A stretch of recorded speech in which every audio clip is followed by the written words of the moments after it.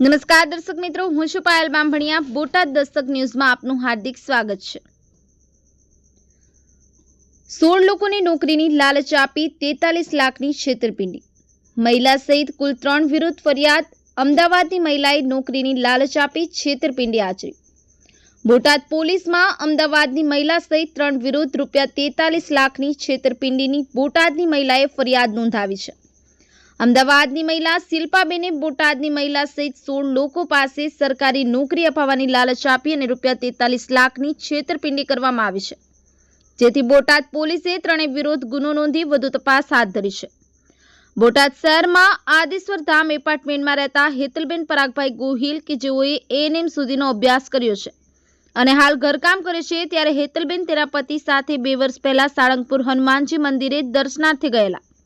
તે સમયે સાળંગપુર હોસ્પિટલમાં ડોક્ટર તરીકે નોકરી કરતા ભરતભાઈ સોલંકી અમદાવાદના શિલ્પાબેન દવે નામના મહિલાની સાથે હેતલબેનનો સંપર્ક કરાવ્યો હતો।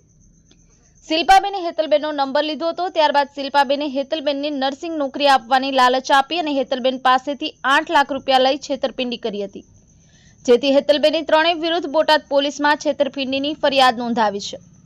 બોટાદ શહેરના હેતલબેન તેમજ બોટાદ જિલ્લાના 7 લોકો તેમજ અન્ય જિલ્લાના 8 મળી કુલ 16 લોકોએ શિલ્પાબેન નોકરી લાલચ આપી અને રૂપિયાની માંગણી કરી હતી, જેથી ભોગ બનનાર તમામ લોકોએ અલગ અલગ 43 લાખ રૂપિયા શિલ્પાબેનને આપ્યા હતા, પરંતુ તમામ ભોગ બનનાર લોકોને નોકરી ન મળતા અલગ અલગ 43 લાખ રૂપિયા શિલ્પાબેને આપ્યા હતા, પરંતુ તમામ ભોગ બનનાર લોકોને નોકરી ન મળતા તેઓએ શિલ્પાબેન પાસે રૂપિયાની ઉઘરાણી કરી હતી, પરંતુ શિલ્પાબેને રૂપિયા પરત ન કરતા આખરે બોટાદ પોલીસમાં શિલ્પાબેન દવે, ભરતભાઈ સોલંકી, જગદીશભાઈ વિરુદ્ધ ₹43 લાખની છેતરપિંડીની ફરિયાદ નોંધાવતા બોટાદ પોલીસે આરોપીઓને પકડવા ચક્રો ગતિમાન કર્યા છે, તેમ બોટાદ ડીવાયએસપી મહર્ષિ રાવલે જણાવ્યું હતું।